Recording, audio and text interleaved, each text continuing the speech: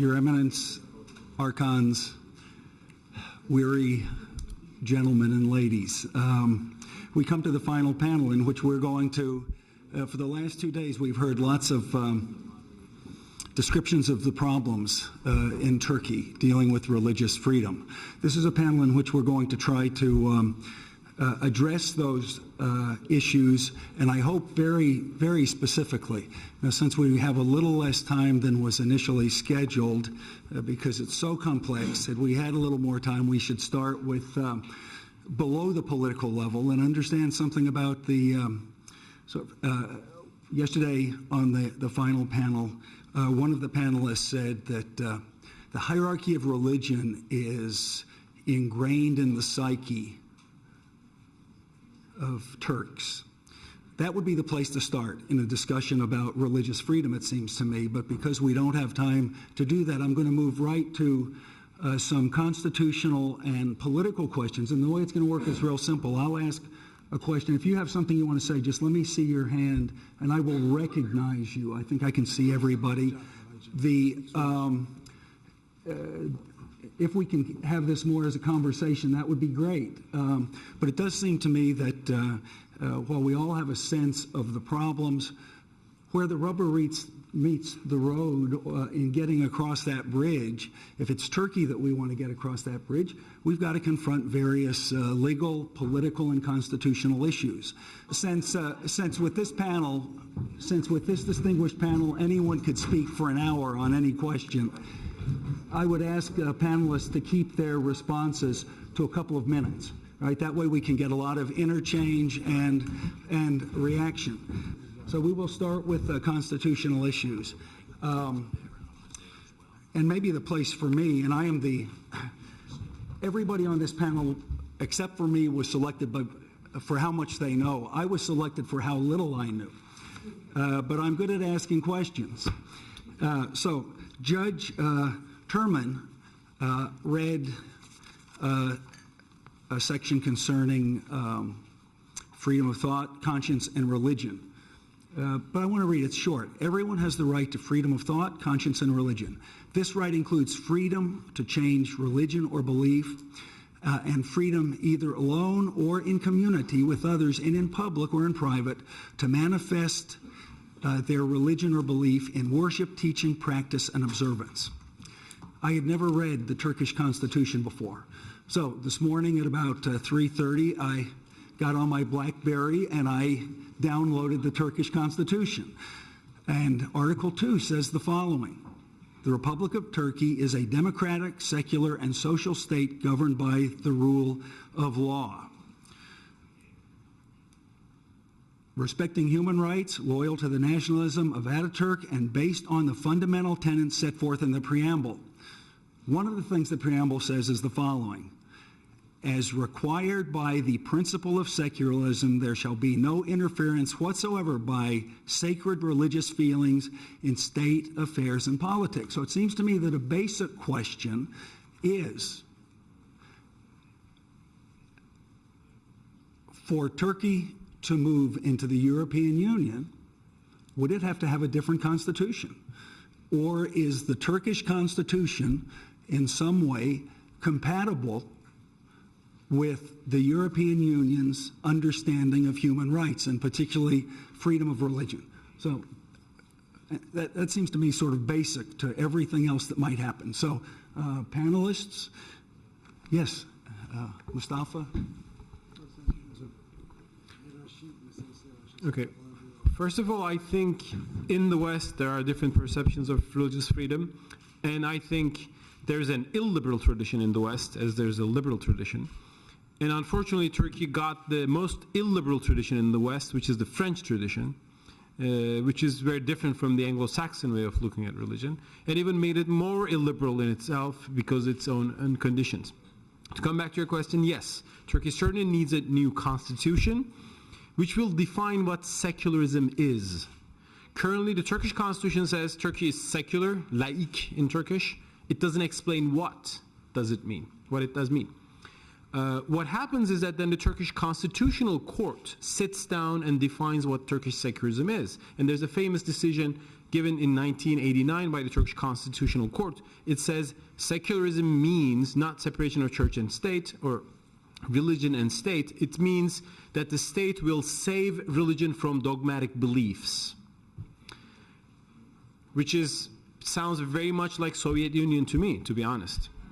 That's what, and when our elected representatives, the parliament wants to define what what secularism is, then the Constitutional Court punishes them by closing down political parties. The problem is that the elected representatives of the people, the parliament, doesn't have enough right to define these things. And the Constitution is designed in such a way, intentionally for this. Ultimately, we need a new Constitution, which will start by not worshiping the state, but by securing the rights and freedoms of the individuals and the communities, and then define the state's job as to respect these rights first and foremost. Is there an effort to write a new constitution in Turkey? Yes. The governing party promises a new constitution like that. Maybe after the elections we will go towards such an end, but that's absolutely something that we need. Okay, we're just going to go. We're going to go right down this way. Cole, Bican, and Muna. Well, I hate to.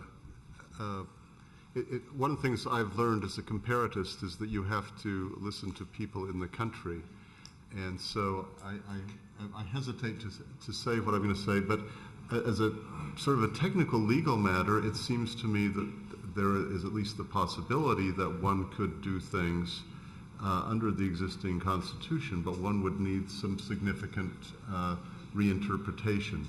One of the interesting questions is what it. I suppose you can. They're in German you call these the Ewigkeitsklausel, the unamendability provisions, and I don't know whether you can supplant an unamendable provision. But I suppose you can. You can always do a new constitution. But it seems to me that it's at least possible that one could reinterpret the notion of secularism. Most of our we did a study this summer that covered about 45 countries in the world, and many of the countries of the world have a provision on secularism, but much depends on how it gets interpreted in the country.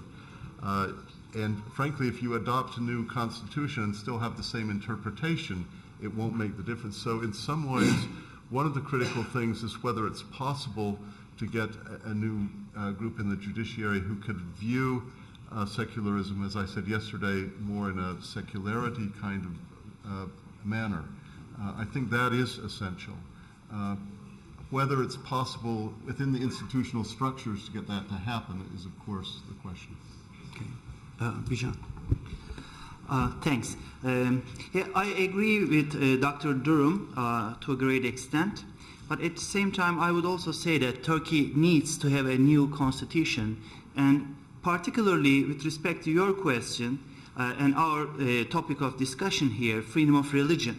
For example, the Article 42nd of Turkish Constitution regulates the education, and it clearly states that education and learning will be done on the basis of the Atatürk's principles, and one of which is secularism. And yes, secularism shouldn't be taken out of the constitution, but it should be reinterpreted in the Anglo-Saxon way, maybe. And this morning in my presentation, I tried to indicate that secularism, as it is implemented now in Turkey, means the control of the religion by the state rather than the separation of the religion and the state. So, and also with respect to the reinterpretation of laws, one particular problem that we have in Turkey is this. Those judges, especially the judges sitting at the High Court, Court of Appeals or Constitutional Court, unfortunately do not have a friendly interpretation of secularism or Anglo-Saxon understanding. They have very strict Kemalist view of interpretation. I think with them, that interpretation would be very difficult to come. Mona.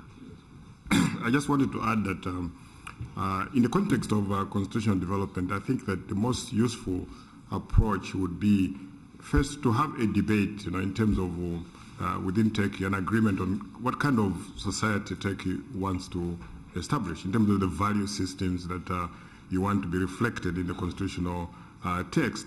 And I think this is the experience of a lot of these new constitutions.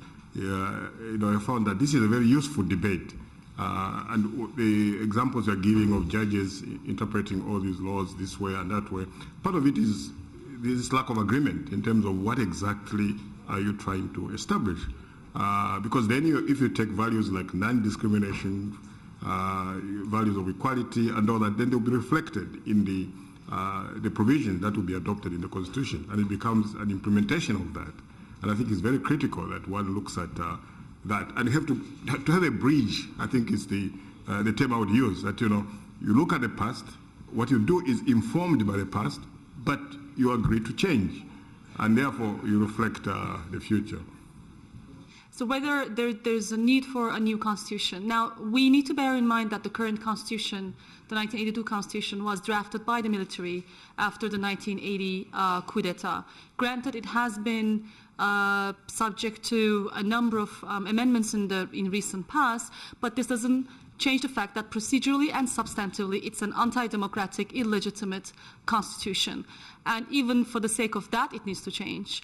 No matter how progressive we can make the content, it will never change the fact that it was drafted by the military against the will of society. So we do need a new constitution. Secondly, the substance is still very problematic.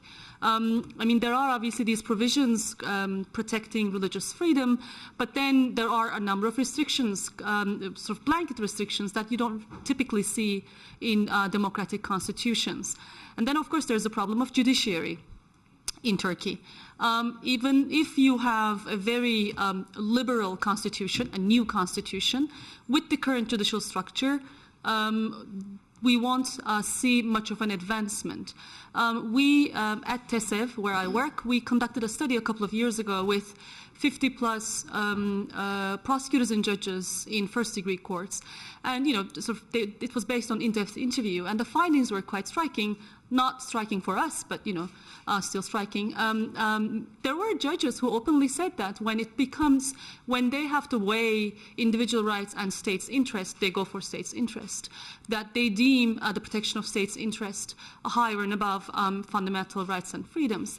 Just a couple of years ago, the parliament actually passed a constitutional amendment towards abolishing the headscarf ban at universities. I should note, by the way, that there's a significant question of legality here, because there's actually no legal or constitutional basis of the current headscarf ban at universities. It is a practice that was started by universities and bureaucracy and has continued ever since without any legal basis. Still, the parliament tried to change it and adopt a constitutional amendment. This was overturned by the Constitutional Court, although the Constitutional Court, even in the 1982 constitution drafted by the military, doesn't have the power to conduct substantial judicial review of constitutional amendments. So it was a blatantly ultra-virus action on the part of the Constitutional Court, and they overthrew it. They overturned it. On the basis of what? Article 2. Principle of secularism. Now, we have a constitutional court that uses powers it doesn't have under the Constitution, and deems itself above the parliament in deciding on constitutional issues. So what needs to be done, even perhaps prior to a new constitution, which has started now, is judicial reform. That's a long process, but the recent constitutional amendments that were adopted, that we have adopted in the referendum, are a very significant and positive steps towards holding the judiciary accountable in Turkey, and towards sort of making it more democratic, and sort of putting an end to this what some people call the caste system in higher judiciary. So I think we need both a new constitution and judicial reform, which should obviously be coupled by legal education reform starting from university level. We're going to turn to Elizabeth in just a second, but I want to get the panel thinking about another question. For the foreseeable future, the Constitution that has been in place will remain in place. So that brings us to the level of politics. Okay? I think a discussion of the current political dynamics would be helpful. I've heard different accounts this weekend, right? The government in power is interested in reform. The government in power is not interested in reform. They're actually looking east instead of west. Which is it? Is the government representative of the people? How much support is there? Is there going to be pushback on these reforms the government is trying to push? It's the Venice Commission's report on the legal status of religious minorities and the right of the Orthodox Patriarchate of Istanbul to use the adjective ecumenical has a very interesting observation. They say, our delegation couldn't figure out why these officials didn't think they could allow freedom under the Constitution. When we all read the Constitution, we thought it would have allowed Western-style freedom. And their final statement is this. It can only be understood in the particular understanding of secularism in Turkey, which is unlike that of any other European country, and which it would probably require both constitutional change and profound change of mentality to alter. So, it may be that a change in mentality will come before change in the Constitution. So that's something. But Elizabeth, address the constitutional question if you want.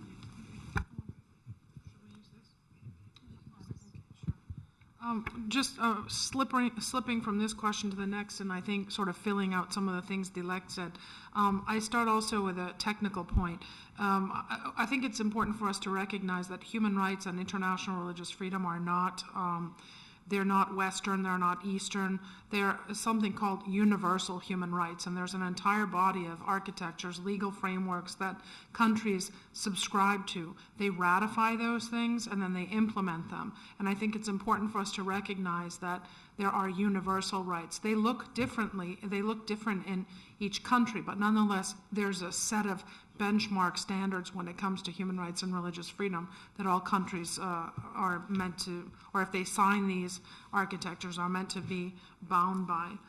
Regarding the Constitution, I think Dilek made this great point. I mean, we need to go beyond the Constitution. Constitutions are only as good as the paper they're written on. The Soviet Union had a fantastic Constitution, and I use that on purpose because, again, you can craft the most beautiful Constitution, but if indeed there aren't the institutions and the cultural environment that are hospitable to democracy and human rights, liberal freedoms, then the Constitution is meaningless. And I think in the case of Turkey, like every other country, we need to think how the Constitution actually lives and where the state and citizens meet. And they meet in the court system and the judiciary. They also meet in policing practices and procedures, and they also meet in the public education system. And one of the things that's come up in this conference, and we haven't had a chance to really unpack it, is the way in which people are socialized to think about tolerance, to think about religious difference, and to think about the rights that go with them. And one of the most important places where people are socialized is in the public education system. So the question of curriculum design, teacher training, and how students are raised to think about their fellow citizens and co-religionists and religionists and believers of all stripes is very important. One last thing regarding politics. I think in some ways politics has already taken this discussion from us because after the elections in June next year, I think it's well-known secret that the government or whoever becomes the new government will seek to draft an entirely new constitution. So, Orhan. Okay. I think as a lawyer, I'm supposed to be in favor of the idea that an amendment of the Constitution will have a huge effect, but I don't agree with this, actually, because in Turkey, one of the problems is that there had been always a huge gap between the legal world and the real world. For example, torture from the Ottoman times had been banned in the legal system in Turkey, but up until 3-4 years, we had a widespread torture practice in Turkey. Luckily it's changed because of this government showed a strong will in this area. I wish they could also show the same will for minority rights, but we cannot see that because it is much more complex and it requires a shift at the level of mentality. So if this constitutional change will follow an open, honest discussion and confrontation, yes, it may have some effect, but otherwise it may be a dead deed. The other thing I would like to emphasize, there are many factors that I am in the opinion that in Turkey, to change something, we need to have a real confrontation with our past. This is something we are far from away. There might be some factors that may help this process. For example, as a human rights lawyer, I would be very happy if I could show very good examples from Greece, but I am not able to do that. I mean, I really, this is something for 2 days no one mentioned, as far as I am concerned, as far as I am aware, no one mentioned the religious minorities problems in Greece. I mean, they are not as terrible as Turkey's minority situation, but they have a lot of problems too. I mean, it would be a really big help for me as a human rights lawyer, as a human rights advocate. I had very good example of, let's say, Muslim minority situation in Greece, and then I can show it to Turkey. Okay, follow this example, but I can't do this. On the other hand, nationalism in Turkey is the root cause, not religion. I was trying to explain this, but as far as I understand, this is very difficult to understand, and this is against our comfort zone. Everyone most of the time tends to understand this Christianity against Islam or Islam Christianity, but it didn't work like that in Turkey, and we cannot understand anything. And if we cannot understand, we cannot change it, we cannot influence it. So I wish I had, for example, nationalism. I think, if you ask me, the root cause of this, and but I wish we had good examples surrounding Turkey. For example, Greece, Cyprus, etc.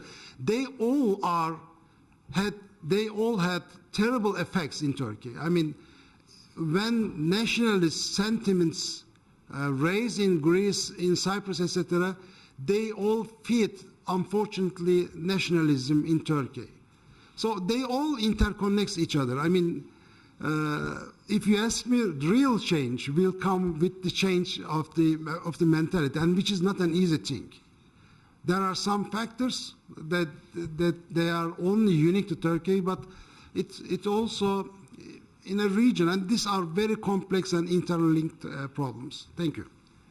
Thank you. Let me, moving on from the state level to the international level, because it seems to me this is, a number of people have said throughout this weekend that all the court can do is make a decision.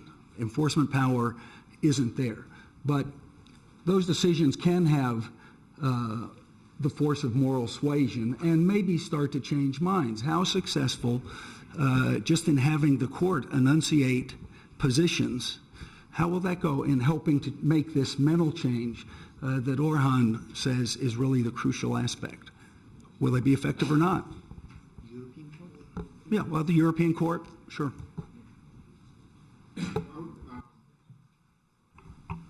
I would think so, because I mean, I think the importance of the court is first, of course, in terms of elaboration of norms, but one of the obligations, as was mentioned by the judge from the court, is that the states are required to implement these decisions, which would, in some cases, need institutional restructuring in order to be able to implement those decisions. So what we were talking about earlier on, that, I mean, yes, you need a new constitution, but of course, the constitution is not enough. You have to have institutions built which then try to implement these things. And I think that's the connection I would see, that you can use the court decisions to restructure, because in order to implement the decisions, you need sometimes to look at the institutions. In the States, as I was studying, one of my subfields was comparative politics. And we read a very good book by Keck and Sicking, two authors, Activists Beyond Borders. And they were talking about the impact of international organizations in terms of improving human rights standards in countries where the defenders of human rights as groups or individuals are not strong enough to pressure their state in terms of making positive progress. So then they would go to international organizations and bring a boomerang effect on their respective states. And in fact, I would say that in the case of Turkey, that would help as well. In fact, government, whose one of ministers we listened to yesterday, would, I think, welcome this as well. And this may be sounding a little ironic, but let me explain what I am meaning by this.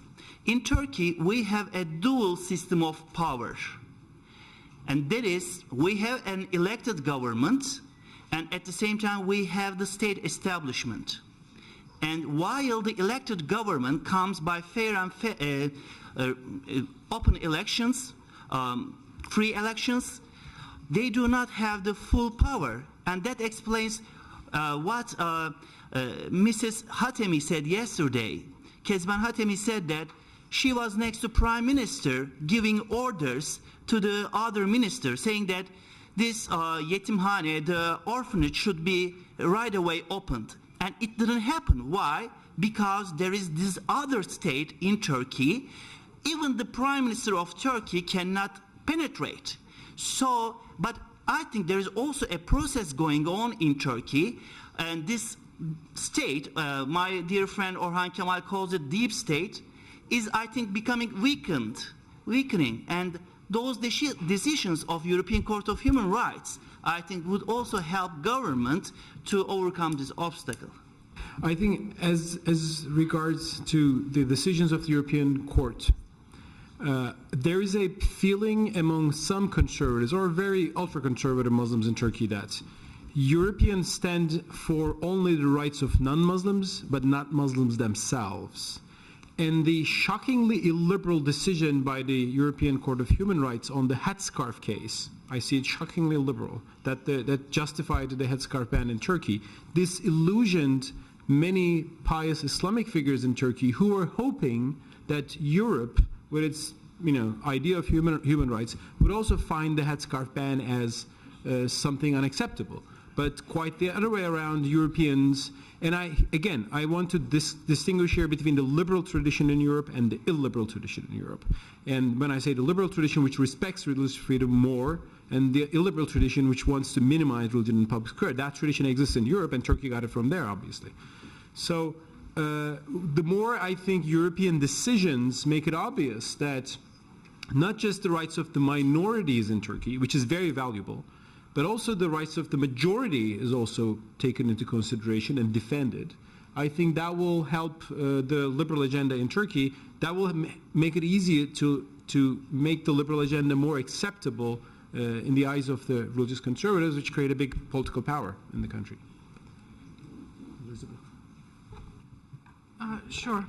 You asked us about politics, and I think just to follow up, the decision of the court, I think, was very much related to politics. Let's face it, we can't take politics out of the judiciary as much as we would like. So I think what many people saw as the concern of EU member states with their own multi-faith and multicultural conditions was very much at play in the decision of the court regarding the Sahin case. Having said that, the question I think you're asking is whether or not there is any way, is there value added, I think, in the decisions of the court? I think there's moral suasion, and I think, there are countries don't like to be identified as having been taken to the court by their own citizens. They certainly don't. And then I think that affects compliance. You mentioned earlier, Orhan, Greece. Greece has been taken to the court on numerous occasions. Greece actually, though, has a very high compliance level. And I think that's where you see the court actually doing something positive. Citizens have their own domestic judiciary, and then they have access to the court, and countries can either comply or not comply. And that was one of the things we spoke about yesterday, is Turkey's lack of compliance. So there's that. And then I think there's also value added in multilateralizing the discussion about religious freedom. And that links to institutions that deal with things like economic development, traditional security. Oftentimes people make a trade-off between religious freedom and human rights on the one hand and security on the other. And I think the work on the Commission certainly for me demonstrates without a doubt, but also does my academic work, that you can't have security if you don't have religious freedom. There are all sorts of studies that are now showing correlations between high levels of religious freedom, high levels of economic development, both equity and growth. High levels of religious freedom, high levels of literacy, lower levels of infant mortality.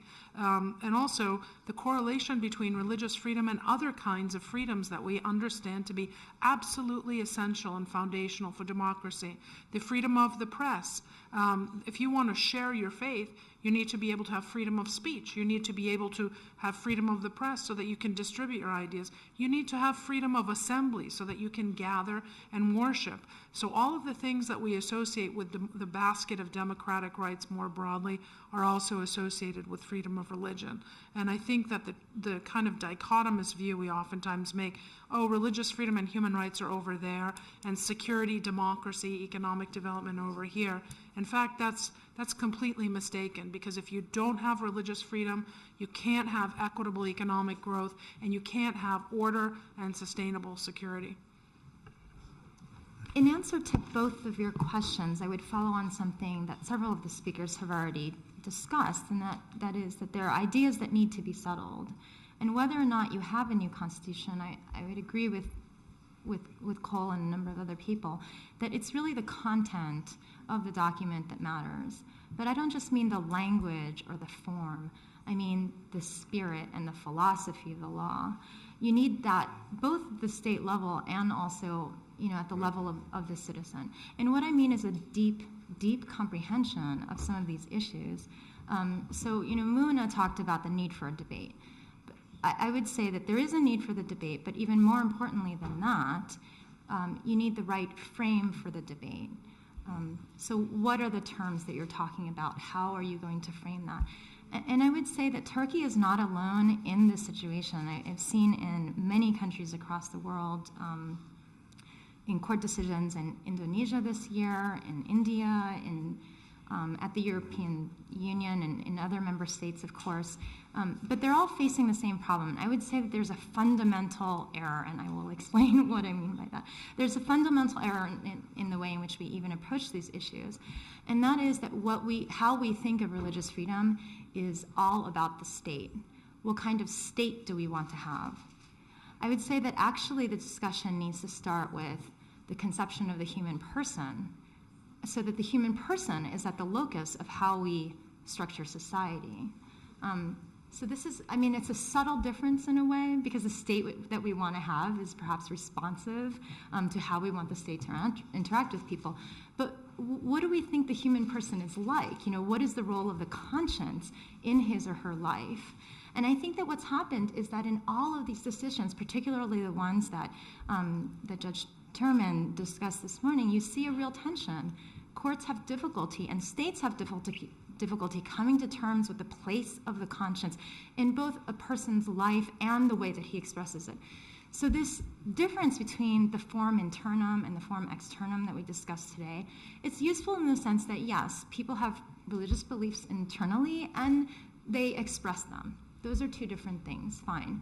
But I actually think that it's a truly, truly false dichotomy. It's one that gets us into a lot of trouble, because the relationship with the two is completely inseparable. And if the state chooses to examine only manifestations and only the form externum without consideration of what those things signify internally to the person, so without an active respect for or even fostering of the conscience, expressed in a peaceful way. I don't mean murder or terrorism, but for an active protection of that, then what you're going to see is these eternal conflicts in which we can't really settle on a principle that can govern all of the issues that we've been talking about in the last 2 days. So I hope that's not too theoretical, but I think before we start talking about only procedure, we need to think a little bit about where the starting point is at all. And I don't think that the modern liberal state has been able to think in those terms, think in terms of what the human being actually is and what makes life worth living. I do agree that courts have a very difficult job in balancing freedoms and rights and the different interests that people have. But if you don't start from that perspective, then I think you'll always come out with, frankly, the wrong answer. We're going to go to Dilek and Orhan, but after that, I want each one of you to, and we're going to start with Otmar and just come down the line. You have to start somewhere, right? So what's the issue that you need to start with? What's the first step you need to take? Where do you begin? So, Dilek and then Orhan. I mean, on the role of international courts and on the role of courts, maybe more generally, I think. I mean, this takes us to a more general, bigger debate about judicial review, the merits of judicial review, and the relationship between judicial review and democracy. This is an ever-ending discussion in human rights world. The courts are obviously important, but there are judicial review has inherent problems to itself. One, that it is final in most cases, and secondly, of course, judges they lack democratic accountability. So in that sense, I mean, the courts don't offer the democratic legitimacy and the process of political discussion that politics offer us. Now, I still obviously think that international courts, especially human rights courts, are important, but provided that they give the right decisions. And the European Court of Human Rights has a very problematic record in this sense. Judge Turman, you talked about Article 9 jurisprudence. I mean, when you talk about, there's right of freedom of religion and then there's freedom of conscience. When you look at the court's decisions, for example, concerning conscientious objection, that's an area where the court has been very ambivalent. In the case of Osman Ülke versus Turkey, Thilimanos versus Greece, yes, the court has found violation, but not on the basis of Article 9, but on the basis of Article 3, and in the other case, Article 14. This is a court which doesn't want to get into certain issues, such as conscientious objection, because it's an issue where, just like the headscarf, it's an issue where European states don't have common practices, but yet there are conscientious objectors. So I think in thinking of freedom of religion and conscience, we need to go beyond established religions and denominations, but really think very, very widely. We have heard what I believe to be quite problematic views today regarding the East and Western dichotomy, the fact that Muslim countries are inherently places where women's rights are at jeopardy. Well, I mean, we can also talk about women's rights in Catholic countries, places like Poland and Portugal and Ireland. Ireland, where abortion is still illegal. In Portugal, where divorce has been illegal until recently. So I think we have to always be mindful of the tensions between freedom of religion and other core human rights, but not take a very deterministic point of view saying that Muslim countries are those where women are always sort of subject to oppression and Christian countries are where there's more liberty. The reality is more complex than that, and I think we always need to be able to produce the solutions as much as we can in the national context, in the political process, because the higher up we go, to the international context, and the more we depart from politics and get into judicial review and leave these decisions to the courts, then we get very problematic decisions like the Leyla Şahin case, judgment, which I think is one of the most outrageous decisions that an international human rights court has ever given. So I think we always need to, in talking about freedom of religion, we need to always think about whether the courts are actually the right forum to think about, to discuss these, to decide these matters, or whether politics should be the way to go. And I think it's more the latter than the former.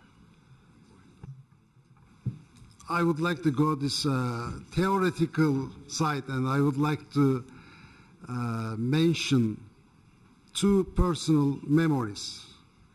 I was working for Kurdish Human Rights Project in London in 1997, and we were taking cases against Turkey on behalf of Kurdish villages whose villages were distracted by security forces. And these were really tough times in Turkey. And it was a very intensive and tense situation.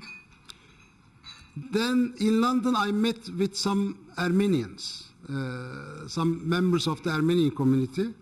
I introduced myself. My name is Orhan. I am a human rights lawyer. I work for Kurdish Human Rights Project, etc. But then I suddenly realized whatever I do, my identity, everything was irrelevant. I was a bloody Turk. I was a bloody Turk for them. This is the first thing. The second memory, I attended so-called human rights conference in Balkans 5-6 years ago in Sofia. I was representing Turkey. My floor was the first one. They gave me the floor, and I started to criticize Turkey. Turkey is doing this, torture, freedom of expression, freedom of conscience, etc. And then the others started to take the floor, but they all praised their countries. Macedonia, Serbia, Bulgaria. There was no problem at all. There was no problem, any problem in Serbia, in Bulgaria, in Romania. They were all perfect. And I was really angry, and then I went up and I downloaded the documents, and I came down and I said, sorry, I criticize my country. Turkey is doing terrible things, but all other countries are doing. Why I'm saying this? To be a human rights defender is an extremely difficult thing. It's an extremely difficult thing. If I was living in America, for example, I was fighting for the rights of indigenous people. If I was living in Greece, I was fighting for the rights of Muslims. In Turkey, Muslims as well as Christians, Jews, they all are oppressed by the same power. So we should understand this first. I mean, we should distinguish the state, some state structures, some state customs, and the people. If we can have this kind of perspective, I think we can really contribute to the solution. Thank you. I hope we'll come back and talk about the people. A number have raised that, because I think that's really important, because I'm interested to know whether, in your views, the Turkish people want to become, do the Turkish people look west, or do the Turkish people look east? Not the government leaders, but the people. But the most important first step that the Turkish government should take to get us on the road to religious freedom. Let's, Otmar? Well, actually, all that has been said is true. Turkey needs a new constitution, no question about that. We have to wait for the next elections. After the elections, the new government, may be presided once again by Mr. Erdogan, will have the chance to go towards a new constitution. Then there will be a referendum. The population will vote in favor of that constitution, and everything is sorted out. Now, that's not the point. You have just been talking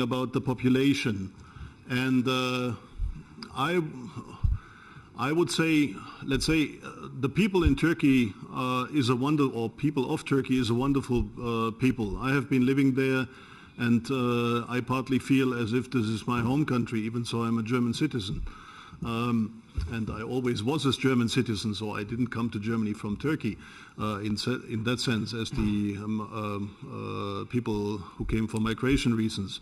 But there is a deeper problem which we are facing with the people in Turkey, not with all the people, for sure not with those people who have come here to this place to discuss this issue with us. It's the same when we go to Turkey and discuss with certain people, mainly the same people who are sitting now here. But it's different when we go to the government offices and also when we go to the parliament. I have been in Turkey a number of times since 2005 with parliamentarian delegations, mixed, sometimes only one party, sometimes all the parties of our federal parliament.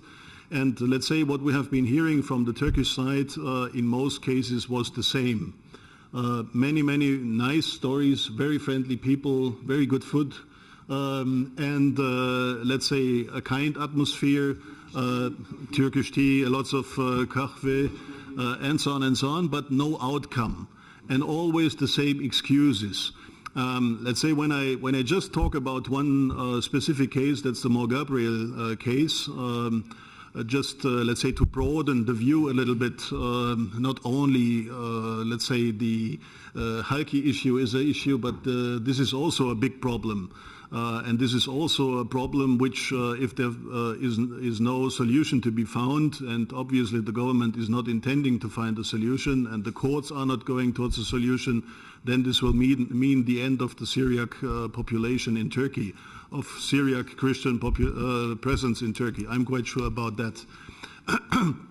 It has to do with the will of the population. We have been talking regarding freedom of religion in Turkey a lot about secularism, laiklik. Some people also have been mentioning nationalism, but we should also talk about the principle enshrined in the Turkish constitution called nationalism, milliyetçilik. And that is, to my understanding, one of the principles which also should be studied when we talk about freedom in general, but freedom also of religion, because this has also to do with, let's say, school education in Turkey and so on and so on. This all has to be changed. There is a lot of indoctrination in Turkey regarding milliyetçilik, nationalism. We are proud to be Turks. You may be proud, no question about that. But there are also reasons why you shouldn't be that proud as some of you are. Not the ones who are here, but maybe many of those in Turkey. We have experienced that in a different way in Germany. Let's say during my school years, I have learned about the Holocaust and all that for at least 4 years in school. And I know from my children that they are fed up with that whole story because they are, let's say, they are facing the same kind of education, and I still have the feeling that it's necessary. And I would wish that something like that would also happen in Turkey, that there would be a change regarding education specifically on nationalism. That is necessary. If you don't do that, mentalities won't change. When mentalities don't change, you will have maybe a wonderful constitution elaborated with the help even of international experts, but the outcome will be zero, because these people who are sitting here and who don't come from Turkey, they will still be considered to be Gavurs, and that is the problem which has to be sorted out. Thank you.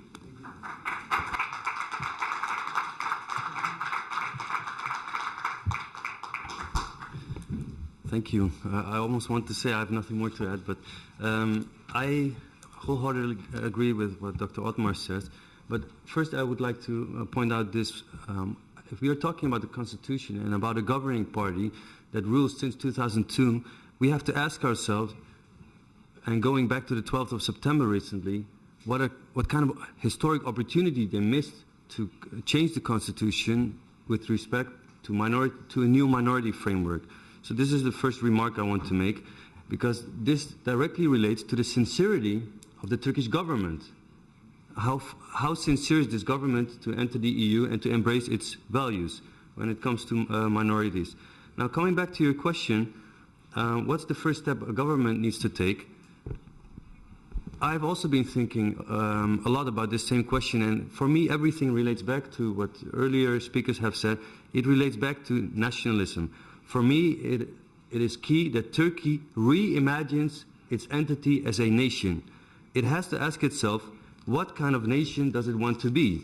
It has to ask itself, what kind of nationalism do we want to have? It has to ask itself, if it regulates its own nation, what is the role of religious institutions with respect to the state, and how do we integrate the people in this whole relationship? Now, in this process, I agree with what Orhan said before. You have to face your past. I would like to remark two things here. The first thing is, sure, Turkey has done negative things, to understate it, in the past. Turkey have to come to terms when it comes to, for instance, the Armenian genocide, the genocide against the Greeks and the Aramean Christians. So this is the first thing. It is the ethnic cleansing, as I said yesterday, as Prime Minister Erdogan also called it, the fascist mentality. They have to deal with it. But it also has another side. Turkey has a huge, huge and glorious heritage. Turkey has to learn to appreciate its cultural heritage. First of all, it's Christianity. And on the one hand, you have this negative part of your past, and on the other hand, you have this glorious past. You have to find a balance here. And based on this balance, based on your past, you have to create a kind of new nation. That's why I said I think they should start with reimagining their nation, and they should do it with ideologues who are understanding the key problems of their own country and also understanding the EU values, who really understand the EU values. So this is the first step I think they should take. The first step is, if we are talking about a government has authority and responsibility. You cannot just say like the government, you cannot blame them for everything because they don't have the authority to do things. Or we cannot say like the government is only responsible for it and they don't have the authority. I think the Turkish government has authority. I think the Turkish government can be held accountable for what they do and also for what they don't do. This is also very important. So I think the Turkish government should start signing and ratifying all the EU and the United Nations declarations and frameworks. For instance, the framework on the minorities, the framework on the regional and national languages of the Council of Europe. And we should not forget that Turkey is also a member of the Council of Europe. So they should first of all sign and ratify these necessary frameworks and embed and integrate these EU values in the Turkish system if they really want to become part of the EU. So the third part is, Turkey is such a huge and vast and enormous country, and it basically exists, it consists of a western part and an eastern part. Now, the eastern part is, which I spoke about yesterday, it is this region which deserves full attention from Turkey, but which unfortunately has been neglected for many decades. So I think if we are talking about a change of mentality here, and I fully agree on that, they should start to work on the preconceived ideas, on this prejudice which exists in the hearts and minds of the people in the East mostly, because in the western parts of Turkey, which I have noticed, in the big cities, in the cosmopolitan cities, people are more enlightened, educated. So I think you should invest in educating and even re-educating certain parts of your country, and instead of neglecting the certain parts of your country, as for instance southeast of Turkey, they should invest even more in that part of the country. And what they should do there as well, if we are talking about prejudices, they should also help the people understanding that the Christians, for instance, if you're talking about religious freedom, that Christians are an inherent part, an integral part of Turkish society. Christians are no foreigners to the countries. Christians are no agents of Western superpowers. Yet this mentality exists in the minds of the people there. So I think the Turkish government can be held accountable and should be held accountable for all these 3 points. It should first of all reimagine its nation, should work again on nation building. Second part, I think, in the first part, nation building, and in this process comes along dealing with your past, the negative ones and the positive parts of your past. Secondly, the Turkish government has the authority to sign all necessary frameworks to become a full member of the EU and embed all the EU values. And the third part, the last part, I would like to ask the government, do your homework, see what parts of your country need full attention and invest in it. This is my suggestion.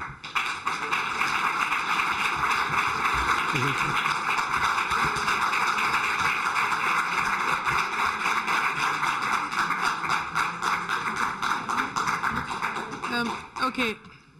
Oh, okay. So I'm now speaking off the record, and just personally. Is it possible? Yeah, it is personal. It is possible. It is possible. You know, Orhan, I was thinking as you were speaking, this is probably going to be the only time in your life you'll be compared to St. Paul. But I was thinking about how Paul calls us to be brave, and I was thinking about, as you said, it's not easy to be a defender of human rights. Because you need to be brave, not only for the people that you're defending, but also looking yourself in the mirror and evaluating yourself and what you do, and also the countries we all come from. So you made me think of St. Paul, and I always try to remember that when I'm doing my work. I've also been thinking about this sort of East-West, standard stuff those of us who work on this in the academy or public policy deal with. And this morning when I asked Mustafa Akyol about the Ottoman Empire, one distinction that he made I thought was especially useful for thinking about the East versus West dichotomy, which I think is an unhelpful one.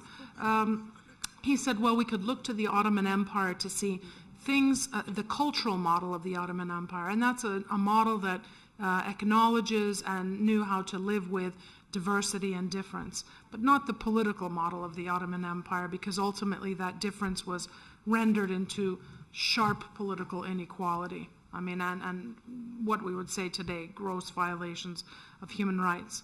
As I was ruminating on that, I was also thinking about how we're all created in the image and likeness of God.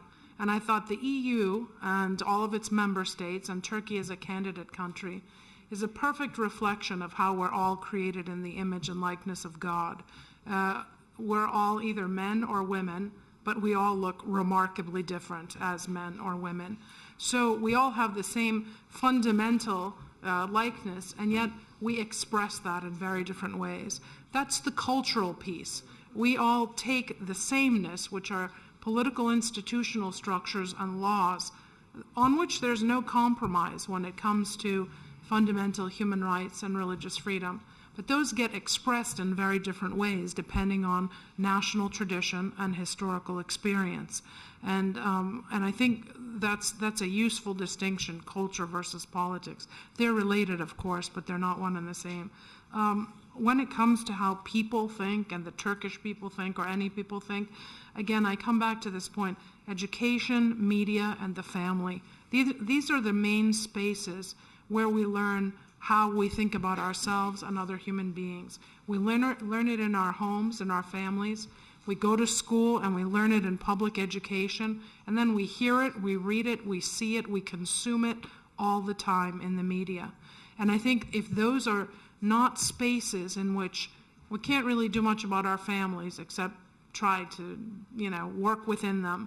But if in the public education system and in the media, messages and ideas and principles about fundamental equality and freedom are not transmitted, then that's where we get to all the political problems that we're all talking about.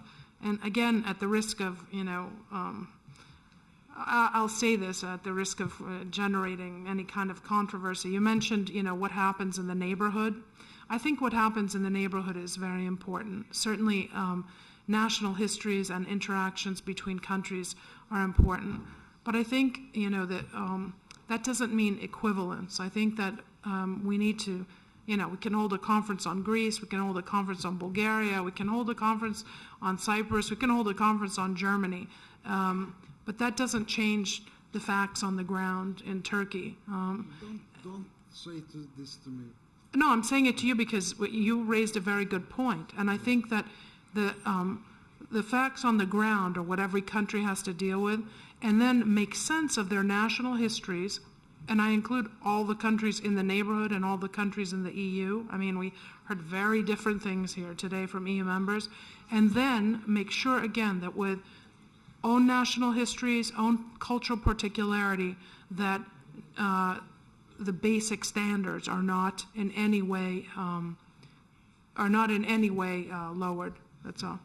Just one sentence. I criticize Turkey, maybe harsher in Turkey. Okay?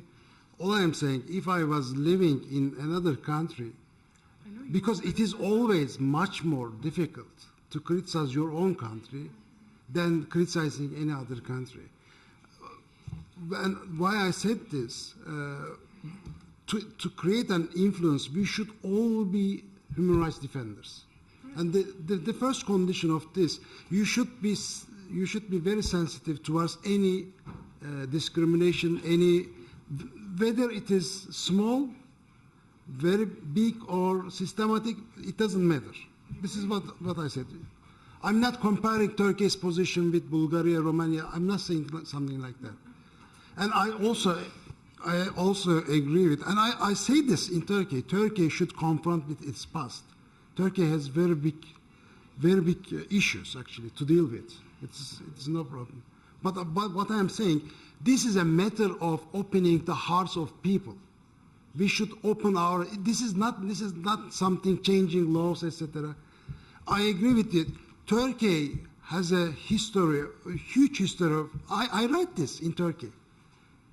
Istanbul. If you want to appreciate Istanbul, you should understand the Byzantine Empire. You should appreciate this also. What I'm trying to explain is a complex thing. If we want to create an impact. Okay. Can I just? I understood what you were saying. I'm agree. Yes.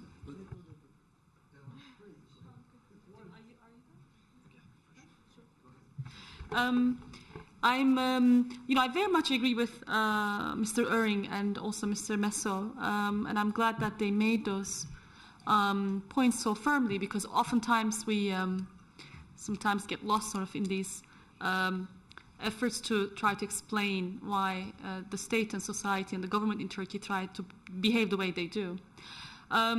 Certainly the government, this government, like any other government, cannot escape its responsibility. And one of the things that I find most, let me start by saying this. This government has, in relative terms, has taken the most boldest progressive steps in relative terms concerning not just minority rights, but human rights in general. Having said that, could they have done more? Yes, they could have, and they should have done much more. I find the government's rhetoric concerning non-Muslim minorities quite problematic, and we saw that in Egemen yesterday. That has to do with the fact that it is a party made up of devout Muslims. I understand that they will want to have religious references. I saw a lot of religious reference here too, but I think we always need to stick to human rights framework. Now this sort of talk about alliance of civilizations, for example, Turkey is cooperating with the Spanish government. The constant reference to Turkey being a mosaic, and we have lovely Armenians and Jews and Greeks in Turkey. Obviously these are nice things to say, but you really need to support them with concrete policies and actions. I think non-Muslim community in Turkey, the leaders of the non-Muslim community in Turkey, also have a responsibility here, in that, if maybe it's too easy for me to say this, but I think they should be mindful of legitimizing the government's sort of public relations efforts. If I was a Jewish rabbi or an Orthodox priest, I would have never appeared the Turkish Airlines advertisement where they, it's all this sort of public relations effort about how tolerant Turkey is. That's a big claim that's not substantiated. Like many other countries, the majority in Turkey is not tolerant of differences. Now, what is the step to take? I think in the short run, the most effective step to take is the enactment of a very strong anti-discrimination law, which we don't have in Turkey. This would have taken us a very long way. I mean, in the US, for example, has racism ended? No. It's quite structural, it's quite systematic, it continues, but at least thanks to the civil rights movement and the court decisions and the laws that have been passed at the federal level, it is, I mean, there is a sanction now against not just public institutions, but also private individuals who who engage in discrimination. In Turkey, there is no such enforcement. You can say the most hateful things about Jews or Alevis, and you can just get by, even as a public official, even as a judge or a prime minister. Now, that is the biggest problem. Now, the government has been trying to do that because the EU is pushing for it. But of course, it does it in the very typical sort of Turkish way of sort of trying to, sort of having bureaucrats draft this very problematic law subject to restrictions, et cetera, and resisting to establish an independent national human rights institution, which is one of the things that EU has been pushing too. I think what we need to push for is an anti-discrimination clause. And certainly there are, in the short run, other than that, there are many things that the government could do, for example, concerning the Alevi minority. They always come up with excuses, but the current legal framework allows municipalities to issue licenses to the Alevi minority to build, to construct their own places of worship, which are cemevi. They're called cemevi. And many municipalities run by AK Party refuse to do that. Now that's every group in Turkey and everywhere in the world has what I call a litmus test to govern, to sort of test how democratic they are, how really liberal they are. The litmus test for AK Party is the Alevis, I think more so than non-Muslims. And I think the only way to go for anywhere is really a very strong anti-discrimination law to ensure that there are repercussions for public and private individuals who commit discrimination in housing, employment, education, public services, etc. It's not easy, I know, but we are, as the human rights community in Turkey, we are pushing for that. It hasn't been easy. Thank you. We're going to let the rest of the panel answer this question, then take some questions from the audience. Okay, I'll be short. First of all, I agree that the East and West dichotomy, East versus West, and Turkey choosing between them dichotomy doesn't explain the realities of today. In today's Turkey, the big challenge, the big battle is between the globalists versus the isolationist nationalists. And globalists engage with the whole world, Africa, the East, the West, and the whole world. And we are not living in an East-West world anyway. There's globalization. So I think we have to, question those things. Secondly, yes, AKP has been ruling Turkey since 2002. In 2008, they barely survived the closure case. Can you imagine U.S. Supreme Court opening a case against Democratic Party while Obama is in power and also threatening Obama to oust him from politics? So they have been fighting with the establishment, and they barely survived, to the surprise of some people. So we should see those problems within Turkey, and to say that they're just ruling doesn't always explain things. Finally, an important thing. I'm not saying this based on something that I hear here, but a general rule. Turkey bashing does not help Turkish democracy. Turks don't like it when people come and look down upon them and say that you uncivilized people should learn all these things.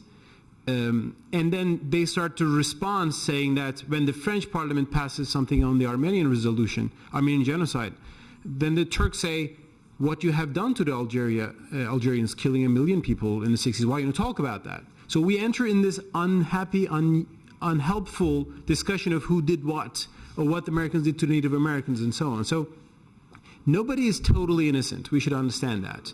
Some state or some society might have a more sin on this part of the region or this part of particular history in a particular time, and it might be more problematic at this particular moment. But I think the criticism towards Turkey should not be in a way that a wonderful EU looking down on Turkey and seeing how horrible it is and totally criticizing and giving them lessons and teaching them lessons. that at least psychologically doesn't help. And on the issues like what happened to the Armenians in really 1915, dictating a term on the Turks doesn't help. Allowing them to discuss and to realize what happened helps.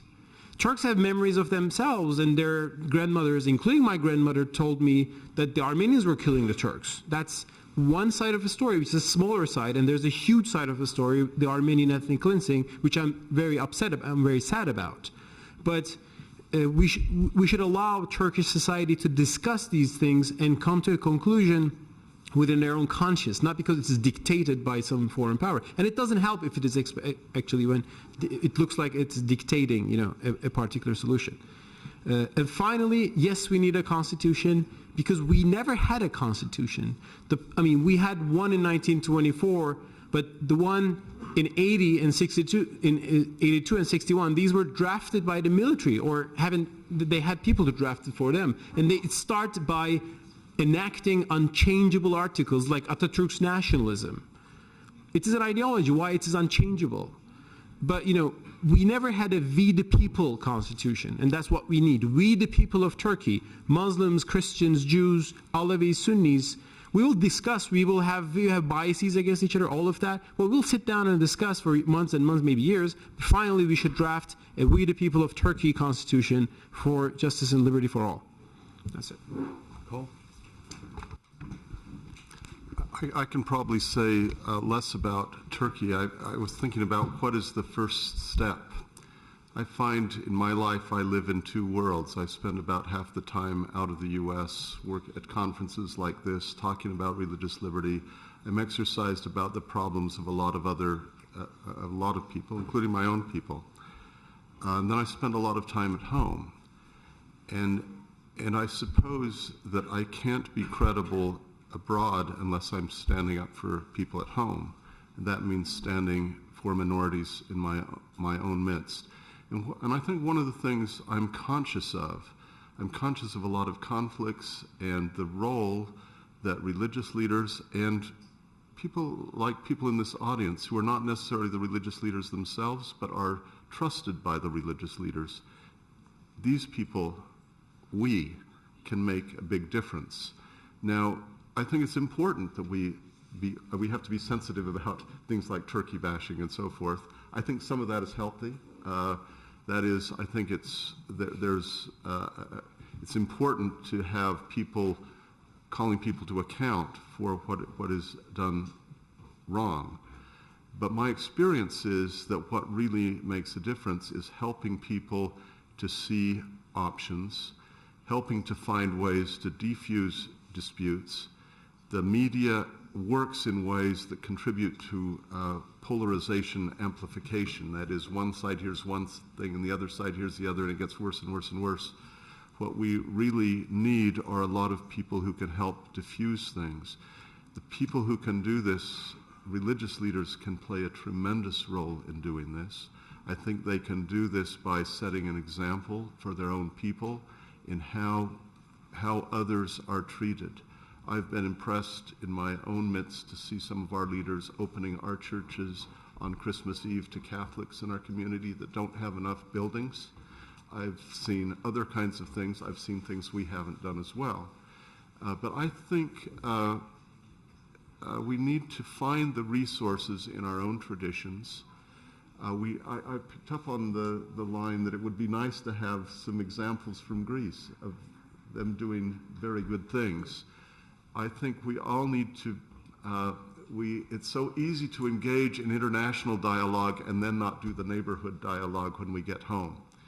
And I think a first step is really, we have to do the kinds of things that are being done here to attract attention to the high-level issues that are urgent and critical for people.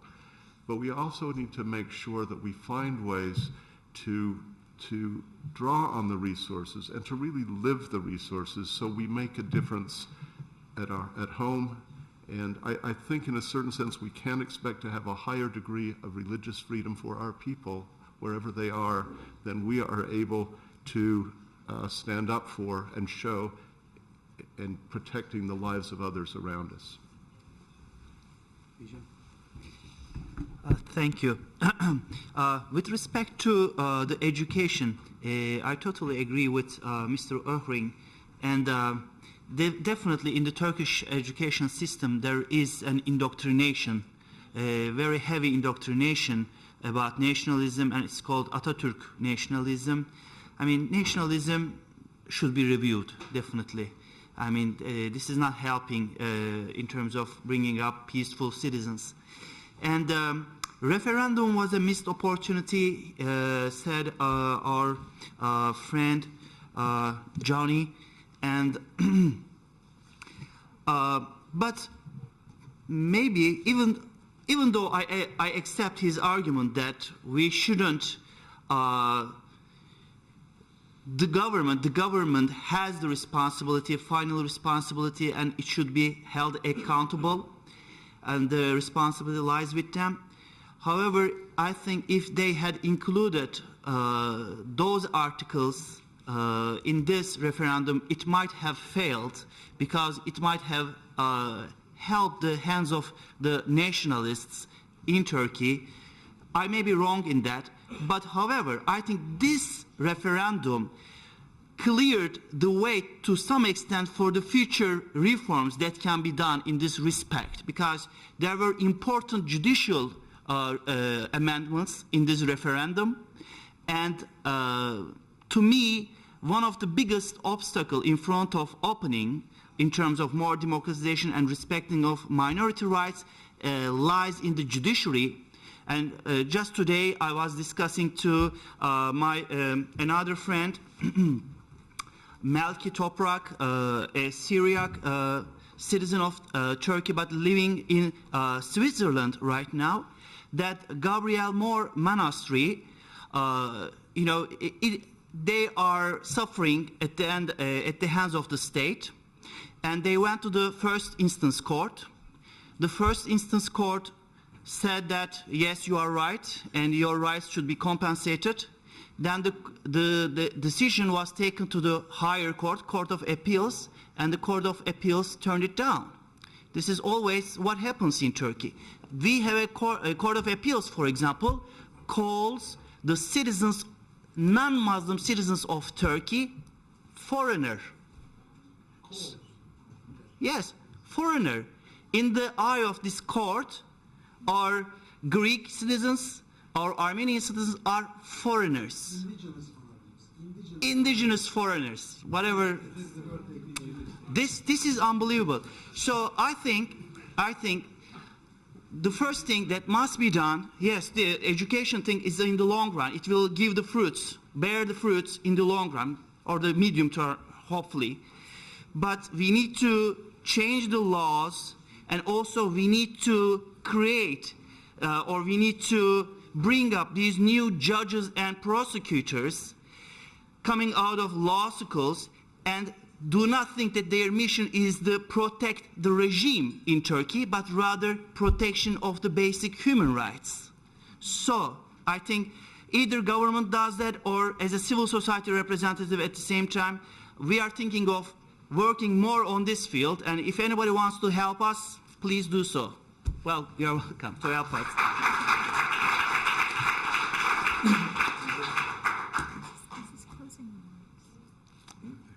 He's going to have questions from the audience. Okay. Yeah. I think the way I look at this is that, I mean, a lot of the issues that have been identified, you know, the problems with the judiciary, education system, and all these are symptoms of a crisis, you know. And what really this points out to is what you have been saying, you know, the need for transformation in terms of where we go from there once we've identified the symptoms. And here, this is where I would, you know, I agree with Angela when she says that I think we mustn't think that this is, you know, something that's completely unique to Turkey. I think there are lessons to be learned from other parts of the world. I mean, here I'm thinking, for example, if you look at the question of South Africa, I mean, it has confronted, you know, a transformation issue. And the questions that we're talking about, the judiciary in South Africa today, like if you look at the Constitutional Court, which has a very high reputation in the world in terms of human rights, would not have been behaving that way, if the context was different. So I think that one has to realize that that is very, very important, that, we see this, and then, of course, look at what steps we need to take. Now, one of the issues that has been mentioned is the Constitution, and I think that's very important, because as a framework, and then after that, of course, you have to build institutions in order to achieve that. But I worry when we say that, the next government might bring in a new constitution. I think that the constitution must be a national project so that there's really ownership. Otherwise, it's not sustainable. If you identify it with a particular government, it's bound to fail eventually. And then I think the last point I would like to make is that as you build institutions, in terms of education, you're trying to promote certain values. And I think we have to realize that the institutions play a critical role, because some of the issues we're dealing with, for example, tolerance, you can never legislate tolerance. So it's something that you have to teach people, once you have the institutions that can do that. So then we begin to address the curriculum, we begin to address the role of the judges in the society, and I think then things begin to change. But we have to accept that it's a project, and then the question is, how do we get there? And ownership. I think the international community has a huge role to play, but it must not replace the local people in terms of ownership, because that's the only process that's sustainable is when local people are in the forefront. And of course, you must deal with the past. And I think, again, this is some lesson we can learn in the context of what happened in South Africa, that you cannot have justice unless you address the past, because that keeps coming up, I think. Okay, what we're going to do now is we're going to take 10 to 15 minutes of questions. Yesterday we heard remarks regarding a change in the textbooks in Turkey and eliminating references to religious discrimination. Could I hear some comments on that? Is that a reality? Is that happening now? Are the textbooks being reviewed? Because as everyone has said here, which I think is true, education is the key. And education trickles up to the law school and then trickles up to the judges who are being appointed in Turkey. So what is happening with the textbooks in Turkey? I'll answer as much as I can.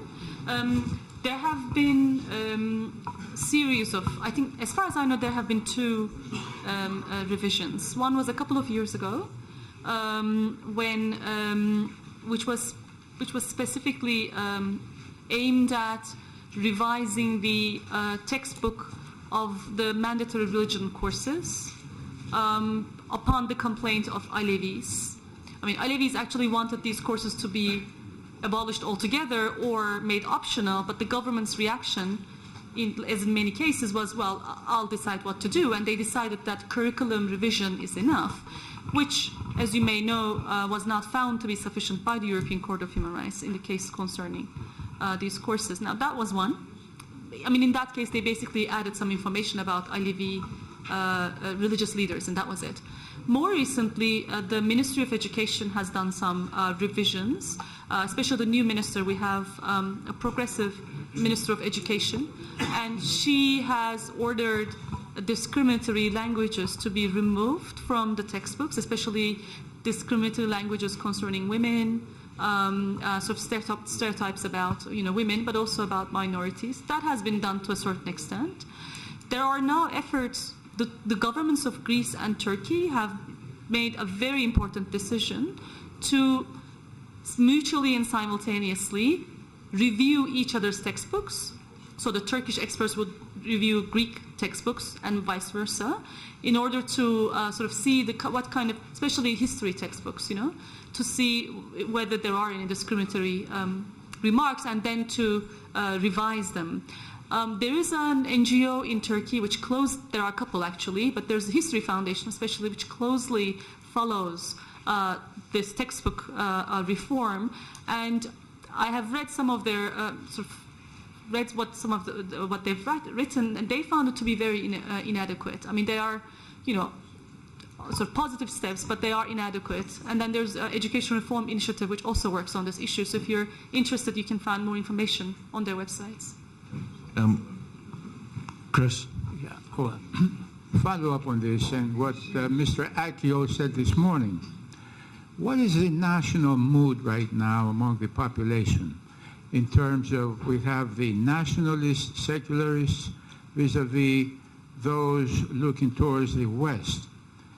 In terms of trends, would you say that is a retrenchment right now going back to the old school, or do you see light through the tunnel where they're going to be, as you indicated earlier, a popular movement towards not necessarily the treatment of minorities, but becoming more European in their mindset? What is the national mood right now, and what do you feel the future, the next few years in the short term, is going to show us? Well, Turkey is a very complex society, and these different trends are not necessarily mutually exclusive. So when we speak about religious conservatives, nationalism has some influence on them, but nationalists are a particularly different group. When you speak about the secularists, there are secular liberals who are very different than the secularists who are secular illiberals. But if you want to define the four main political forces, the most four important political forces right now, which are represented in Parliament, is the AKP, the Justice and the governing party. They probably will have something like 45% of the votes again in the next elections. That's what we can see. So they will win the next elections. It's pretty obvious. I mean, unless there's a big surprise. And their base is mostly religiously conservative, but somewhat more willing to engage in EU kind of reforms. That's a kind of a reformed conservative base, because there's an Islamist party which is getting 3-4% of the votes. They are against the EU. They are the old school Islamists. They are different. They are the real Islamists. Whereas the AKP represents the center right and religious conservatives, and even some secular liberals support the AKP. That makes 45% of the biggest political power. The opposition is the CH. The main opposition is the Atatürk's party, the Kemalist, secularist, the guardian of the Republic type of party. They have been receiving something around 20, 21, 22% for years. Now they have a new leader who's aspiring to become a little bit more something like a social democratic party. Because that party, although it's Kemalist and nationalist, has a social democratic tradition to it in the past. It was a confusion of both, like a fusion of both things. He's trying, and I think, I'm not very inspired, but I think he's better than his predecessors. So they might become something a bit better than what it was, but we will see. These are the Turks who look Western in their lifestyle, but who can be quite fascist. I mean, not all of them, but when you talk to them, when you ask about the Kurdish freedoms and so on, they can be turned to be very nationalist, but they look Western. So I sometimes give the example of South African whites, I mean, who looked very Western, but who were not democratic-minded.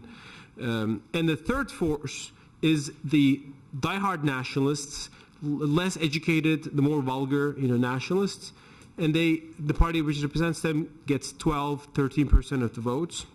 Finally, there's the Kurdish party, the Kurdish Nationalist Party, which gets 5% of the votes, whereas AKP gets the rest of the Kurdish vote, which is probably more than 5%. We're going to take two more questions, one from the gentleman over there and then one from the gentleman over there. So 2 more questions. Yeah, I'm going to be very, very brief, but I have noticed there is, as we speak, even today, there is a huge movement in history revisionism in Turkey. Somehow, in many aspects, they fail to recognize, for instance, that the Greeks existed there at any time. I have been in many places where you see a historical sign that refers to many nations that have been in this city, and the term Yunan, for example, is not mentioned at all. As if the Hittites existed 2,000 years before Christ, and then it jumps to history in the Roman era. What happened 2,000 years? Who was there? No one. And this is the kind of thing that we heard earlier, Professor Atemi, who said that we have to recognize love and truth, because that's in the Quran and also in the Bible. Truth is absolute. It's not between the white and black space. It's not in the gray area. It's either it happened, it didn't happen. So if we don't start with that starting point, that we recognize whatever it was, how can we go ahead into the future if we don't know where we're coming from, for example? Thank you. Very interesting point you make there, because I recognize this. Again, I refer this to conscious policy making. There are some good Turkish scholars who have written about this subject. Everybody is familiar with the term genocide, but there are also related terms such as onomastacide, the killing of names. Can be personal names, last names, can also be the names of cities, towns, villages, rivers, mountains, whatever. Now, related to that is memory side, the killing of the memory, and that's what you just described. I think this is a conscious policy. What we are seeing here, and I recognize this in my own area, in the southeast of Turkey, is that complete villages have been evacuated. The tangible cultural heritage, such as monasteries and churches and other buildings, just physical presence of an ancient past, of a non-Turkish past, have been destroyed, and on top of that, new sites have been built that give a new face to the landscape. And in addition, textbooks ordered and sponsored by the government, state policy, sponsored by the government, are revising the local history. And the local history, if it's spread among the population, they get a new memory, and because of that, they are not aware anymore of former populations. So this is a very interesting point you make there, and I would like to make another comment here, if you allow me. Yeah, very short, because the Mor Gabriel case has been mentioned a couple of times. Now, with Mor Gabriel, the case is, it's not just Mor Gabriel, as I tried to make clear yesterday. It's many, many villages who are suffering from this problem of land grab. And the issue is, you can relate it to a lack of the judiciary system, 100% true, and even the Prime Minister himself criticized the judiciary system. But the problem starts actually with who is taking the land from the villages, who is litigating against the monastery here. It's the government, it's the state treasury, it's the Department of Forestry. So here's where the problem starts. And if you talk to the villages, it's not only in our own area, because I'm aware that even other non-Aramaean communities in Turkey suffer from the same problems. If you talk to these people, everything points to the government being behind this, and they feel, as I said yesterday, powerless and helpless. So and this is a final comment, I'm not, with regards to Mustafa, for me it's not Turkey bashing. For me it's just observing, seeing what's going on, observing that injustice is being done to a population. And if you see that there's injustice, the first question you ask yourself, who is responsible for this and who is doing this? And when it comes to the question of responsibility, again, everything points back to the government. And another thing is, personally, yeah. And another thing is, I personally, either though I'm not born in Turkey or I don't live in Turkey, but I feel very much connected with Turkey. I consider it actually even as my country, because my whole family comes from that area, which is called Turkey now. So if I criticize it, for me it is constructive criticism, and I criticize it because I love the country and I want the country to be changed just as much as everybody here probably loves the country and wants the country to be changed. So the whole message of my previous story was actually, how can we turn a problem into an opportunity? And I think Turkey is a land of opportunities as well. It's not only America. I think even Turkey has so much potential to grow into such a rich nation that it can even outdo other nations which are now already full members of the EU. If you say, like, okay, Greece, maybe Greece falls short in certain areas, but at the same time it could ask itself, let's have a look at Holland. In Holland, the Muslims get so many rights. Where I live in Holland, they get so many rights. I would have, as an Armenian, I would be so happy if we Armenians in Turkey would have even 1/10 of all the rights they get in Europe. This is one thing. The second thing is, they would even in if I would be a Turk, I would study all the European countries, and I would ask myself, how can I become the best nation? I would not look at their shortcomings only, but I would also look at the good things they have and create, if possible, the most perfected nation of the EU. And this is how I would pride myself as a nation. So instead of focusing on the problems, this is how we with the Syriac Universal always try to do. We always try to change problems into opportunities, and I think we should focus on that. How can we translate problems into opportunities?